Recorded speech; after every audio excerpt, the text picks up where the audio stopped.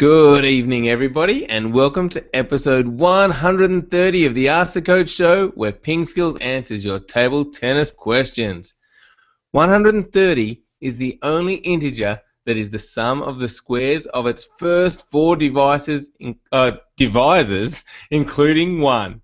So 1 squared plus 2 squared plus 5 squared plus 10 squared equals 130. What a great fact. Today, we're going to discuss all the major styles of play, and for Technique Tuesday, we're going to look at ways to counter a slow, spinny topspin. In the questions, we discuss if more wrist is needed when looping against backspin, we discuss if you should focus on particular types of serves, and we talk about the new scoring system being used in the Chinese Super League.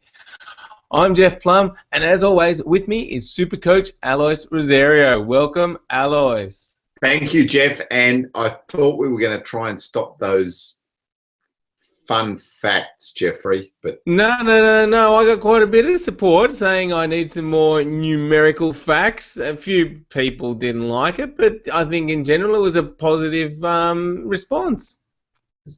Can I have the names of those people that thought that it was interesting, please? Certainly. I'm sure they'd love to tell you. I mean, why wouldn't you love numbers? Interesting show. We had a suggestion that from George that we should discuss all the major styles of play. Choppers, chopper hybrids, George thought it would make an interesting topic, and I think it's a good idea. You want to start with a few styles? Yeah, there's so many different styles. And I suppose the first thing is you don't need to get too hung up about putting too many labels on it. But I suppose the major styles now are your looping attackers, or your players that are really trying to make the attack whenever they can with topspin. Then there are the more passive players. So the blockers, I mean, it's hard to call them blockers really, but the little bit more defensive type of players, such as Samsonov. I'd put Samsonov in a more passive passive type of player. Then there's the defender. So there's the all-out defender, the person that is just going to get a lot of balls back. Not so many of those around now, but I think Matsushita was probably one, the Japanese chopper that was more focused, or just basically solely focused on retrieving the ball. And then now there's the modern chopper, or the hybrid, I suppose, where when they get the opportunity, they are going to make a strong attack with their forehand, especially. So Chu Se-hyuk is the classic. He was probably one of the real front runners there. But yeah, so there's some major styles. Then there's the flat attacker. So there's the player that will try to smash the ball more than topspin the ball. Not so popular now, because once you flatten out that contact, it makes it really difficult to be accurate and consistent. Players that tend to play a little bit more with the short pimples. I suppose Johnny Wang in the old days, the Canadian guy. Showing your age now, Alois. I am. Had the short pimples on the forehand and basically used to smash the ball. So yeah, there's a few, I suppose, categories of players. Jeff. Zhang Jialing, is that how you say it? Zhang Jialing, yep, Zhang Jialing. Certainly, the world champion in '85 and '87. He was a penhold pimple player that basically just smashed every ball. Yeah. Yeah, and if you haven't watched the 1987 final, Alois, I think we're going to recommend the players go take a look at it. Definitely probably my favourite World Championship final. Well, until this one maybe, but because I got the chance to actually see it live, and featuring a very young Jan-Ove Waldner playing the legend Zhang Jialing. So that's definitely one I recommend you go back and have a look at. Excellent. So The PingSkills question of the day, Alois, is very much related to this discussion. It is, how would you describe your style of play and what style would you like to play? So again, you can answer that question either on our YouTube channel or you can go to our website, pingskills.com, and leave a comment. And I'll also stick it up on Facebook, so you can jump onto our Facebook page at facebook.com/pingskills and leave a comment there too. Alrighty, now it is Technique Tuesday. Alois, what are we discussing today? What about our last PingSkills question of the day, Jeffrey? Alright, let's do that first then. You take over the questions yesterday and now you think you control the whole show. Exactly. Now you're talking. We just got to get rid of those. We just got to get rid of those numerical facts. Okay. Yesterday's PingSkills question of the day was: do you practice with a robot? And so, me personally, no, I've never ever really practiced with a robot. You know, I've had a hit with robots, and I suppose it comes from. I mean, when I was growing up. The robots weren't all that fantastic. I remember there was an old Stiga robot that used to be at the old Albert Park Stadium that was like 150 years old. But you know, you'd spend the first half an hour just trying to get the ball to go onto the table, and then it'd have too much spin, and then not enough spin, and then too much backspin, and yeah, I suppose it was just a real hassle. Definitely nowadays, though, the robots are a lot better, though, Jeff. Yeah, have you practiced with the robot much? Not much at all. Yeah, so again, not a huge fan of them. But like you said, we got a lot of, yeah, they seem to be getting better. And we got quite varied responses. Some were saying, oh, they're just for the rich people. And they can be quite expensive. And multi-ball is a great alternative that doesn't cost you anything. So, well, except for the balls that you need. But yeah, so I still kind of think multi-ball's good. And again, we always talk about the feedback about watching the ball come off a real bat. So there's advantages there. But if you haven't got anybody to practice with, I guess it really is a good alternative these days. And a few people were saying, why are you even asking this? What do you think about robots? And so I guess our opinions are changing slightly. Yeah, there were quite a few people that were really in support of robots and had practiced with them and really like practicing with them, especially for, you know, just developing their strokes. And we had a lot of feedback on the Facebook question about that. So yeah, so some people clearly like playing with a robot and enjoy that hitting and feeling. Yeah, so for me personally, I think if you don't have another alternative, if you don't have someone to practice with, I think they're good. Because you can just groove your stroke, but yeah, you do miss out on a lot of the feedback that's really necessary to develop your game play. Indeed, yeah, very good. All right. And I think, Jeff, sorry, we did also discuss that in a ping pod as well, so we might be able to put a link on there for that ping pod too. Yeah, certainly. I'll chuck it in the show notes so everybody can check it out once we put it up on our website. All right, now it's time for Technique Tuesday, Alois. And yes, we're talking about how to counter a slow spinny topspin. Yeah, slow spinning topspin. They can be really tricky, can't they? And they can also be really effective if you're on the other side of the net.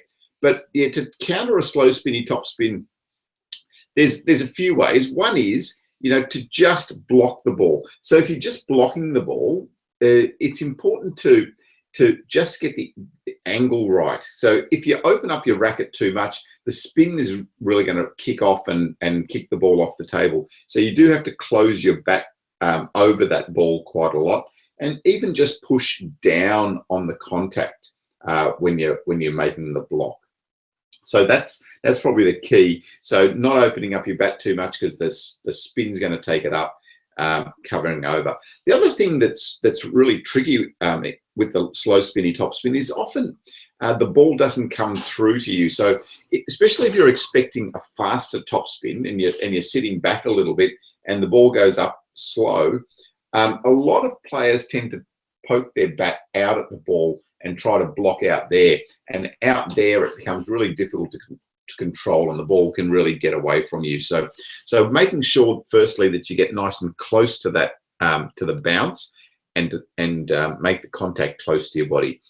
Yeah, so then coming over the ball and getting that angle right for the block. But there's other alternatives as well, Jeff. You know, when you've got a little bit more time with that slow spinny topspin, I mean, you can just punch the ball as well. So punch is basically, it's just a fast block where you're generating a bit of the pace yourself and hitting the ball quite flat. So that's another alternative. And then the next alternative, and probably the one that you'd opt for if you had all the time and the opportunity to do it, is to make a counter topspin on that slow spinny ball. So as long as you're reading the amount of spin and you are in good position, then yeah, give the counter topspin a try. So with that counter topspin, you don't need to lift the ball at all. There's already plenty of spin on the ball. You don't need to lift. It's basically just about coming over the ball and brushing right over the top of it to keep that ball down. So there's some options of how to counter a slow spinny topspin, and some techniques that you can use. Yeah, excellent. And I guess that kind of starts from the easiest to the hardest. And as you said, the counter topspin is one that we see often in highlights of really good points, and is pretty good feeling when you manage to counter topspin something back. But it's also becoming a lot more common. If you watch the top players, they're doing that a lot of the time. I mean, their skill level is just getting better and better all the time.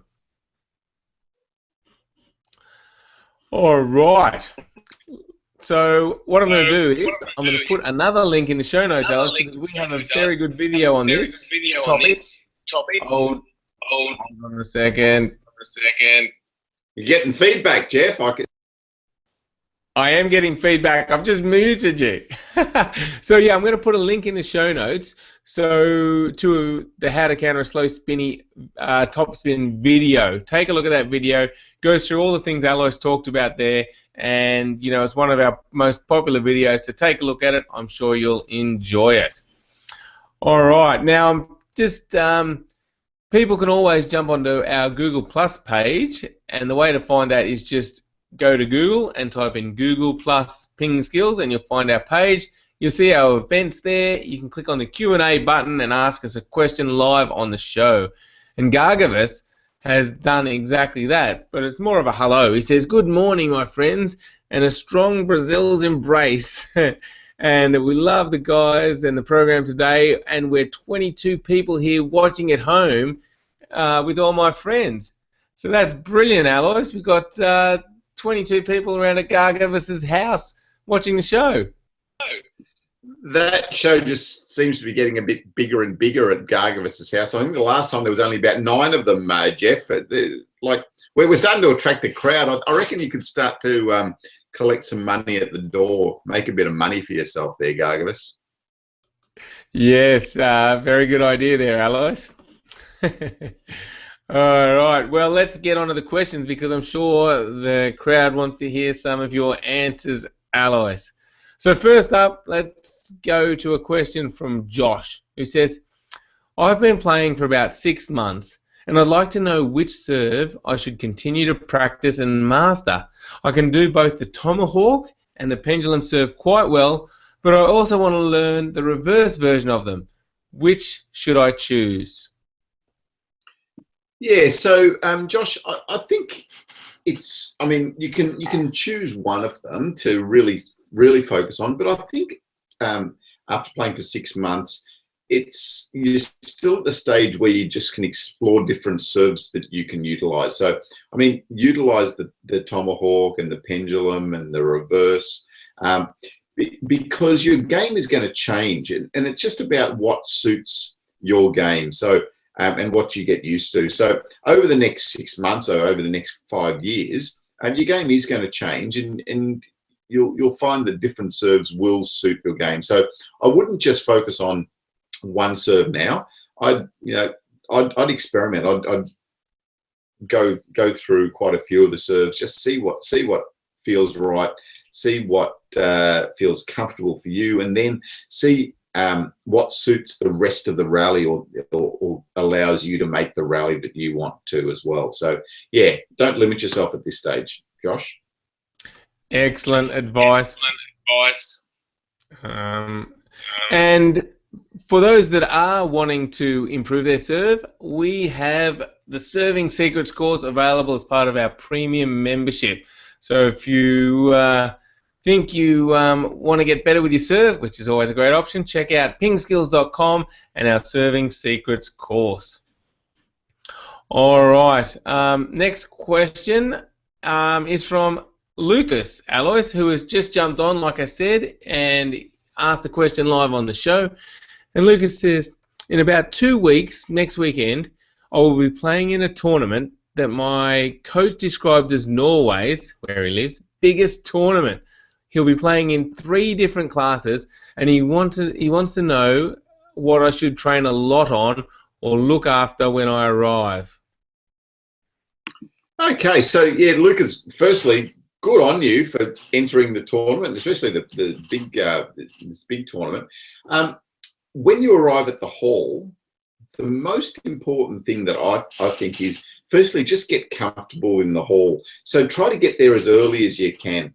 If you can get there, you know, an hour before or an hour and a half before, get there early and just walk around the hall, have as many hits as you possibly can and practice as much as you can in that initial period. When you first get there, especially if it's a new place that you haven't played before, do a lot of just controlled hitting first, just some forehands and some backhands.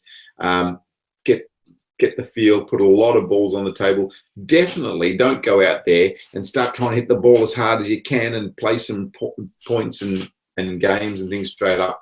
Just ease into it. Just get really comfortable. Just get your confidence up by putting a lot of balls on the table. Then once you're feeling comfortable, so that might be, you know, 15 minutes, 20 minutes, even half an hour of just controlled hitting, then you can start to think about practicing some serving, return of serve, third ball opening, and then you can play some games or practice games after that. So you do need to get to that level, though. You do need to get to the level where you have done some serving, return of serve, and third ball opening and games as well. But initially, just keep it nice and simple and easy and just get comfortable and confident, and then move into the other aspects of your game before you start your actual matches. Yeah, well, congrats. Let me mute Alois again to stop the feedback. Yeah, congratulations, Lucas. Great to hear you've entered that tournament. I'm sure you're going to have a great time and, you know, learn lots of things. So well done, and let us know how you go once you compete. All right, Alois.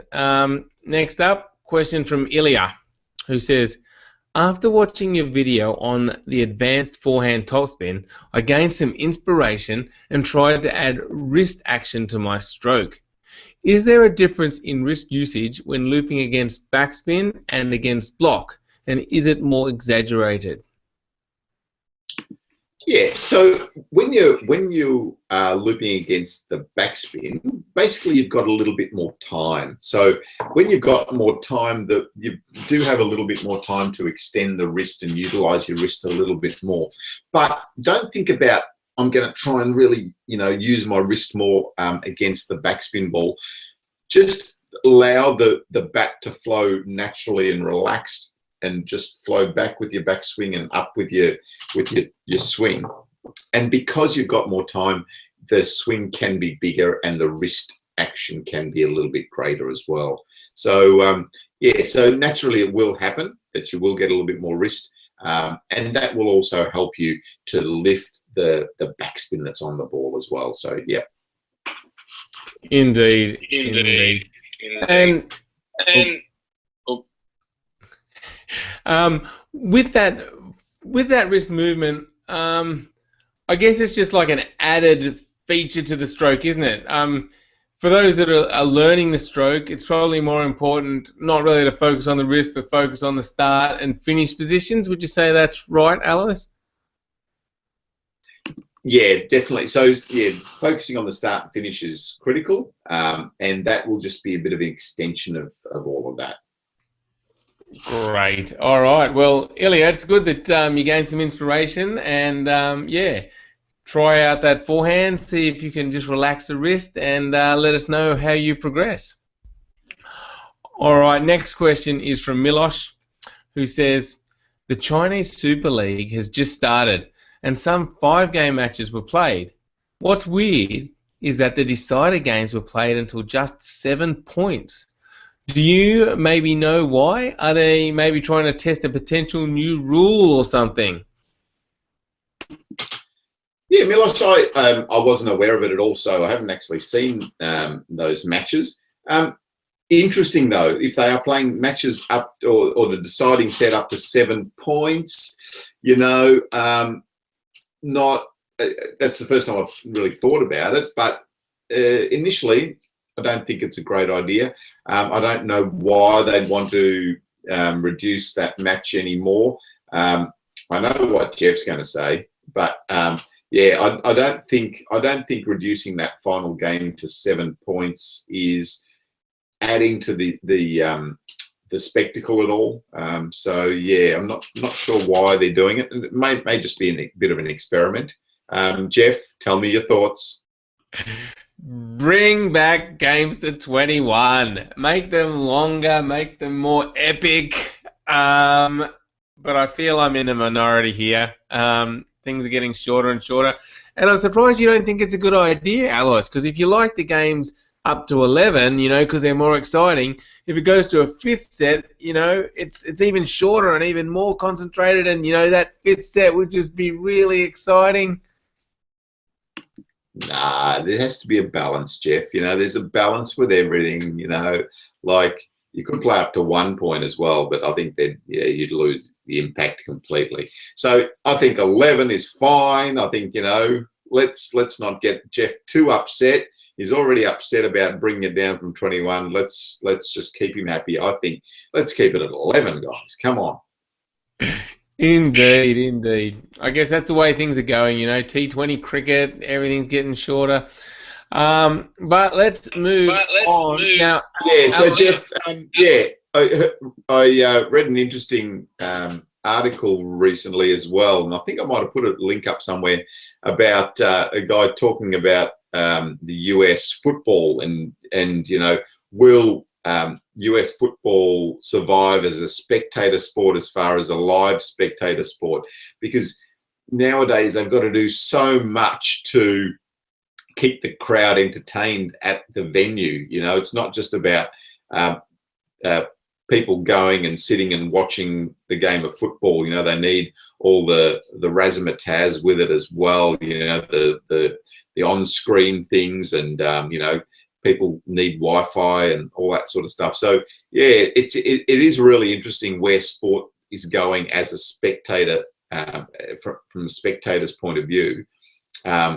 And is table tennis keeping up with that? Is table tennis keeping up with the the T20s, even the things that all the US sport is doing for spectators? Yeah, we need to really have a good think about it, and think about the experience that the spectator is getting when they go to a table tennis match.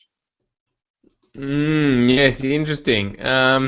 And if you've got any thoughts, again, leave a comment on our website, pingskills.com. Click on the blog link, find the show, leave a comment. Let us know, is table tennis as a spectator sport doing as much as it can? Lucas has just asked another question, Alois. He says, just something I've been wondering about. A lot of Chinese commentators say something like Charlie when an amazing rally happens. Do you know what it means? No, it might be a long-lost grandfather or something. Charlie? Don't know. Fair enough. So sorry, Lucas. We can't really help you out there. Now, Chi Keep Ong has asked a question. He says, can you actually do side spin on the pendulum serve? And he says, please answer my question. Sure. We're answering it right now. So with the pendulum serve, basically you always get a little bit of side spin because of the action. It's hard to do. Well, it's not hard, but I mean, it's not common to do just a straight backspin type of contact or a straight topspin type of contact. There's usually a bit of side spin because the bat comes through naturally on the side of the ball. So yeah, so most of the time there is just a bit of side spin, and you can have straight side spin by just having your bat basically vertical, so straight up and down that away, and then you're going to get basically straight side spin on the pendulum serve. So it's something that we show you in our serving secrets lessons. And Jeff, we've just refilmed the pendulum serve last week, so that'll be up in the next couple of weeks as well, the new HD version of the pendulum serve. Indeed, yes. I've just got to get it all edited and ready. I'm pretty excited about this one. It's going to be good. So thanks for the question, Cheeky Ong. Now, we're just about to wrap up episode 130, but before we do, Gargavus Alois wants you to send out a few hugs and kisses to some people.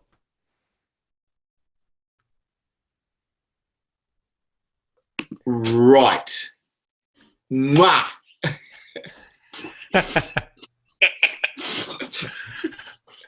Brilliant, well done. Yep, some hugs and kisses to Oliviere, Demario, Vasquez, Denise, Camilla, Alejandra, Vasquez, Rafael, Vasquez, a lot of Vasquezes, I think the family. David Vasquez, our wanted translator. John Smith, we heard from John Smith before. Sebastian Silva Santos, Paulo Gonzalez, friends, me and my brothers, and I'm not sure what they write here, something about no club Blue Bear in P. I have no idea what all that means, Alois. But, yeah, big hugs and kisses to Gargavus and all his friends. All right. Well, that... Oh, man, that's a cast of thousands. Certainly is. And what a grand finale to the show. That wraps up episode 130. Thank you, everybody, for watching and listening, and thank you, Alois, for your words of wisdom. Thanks, Jeff, and thanks, PingSkillers, and we will see you tomorrow night. Looking forward to it.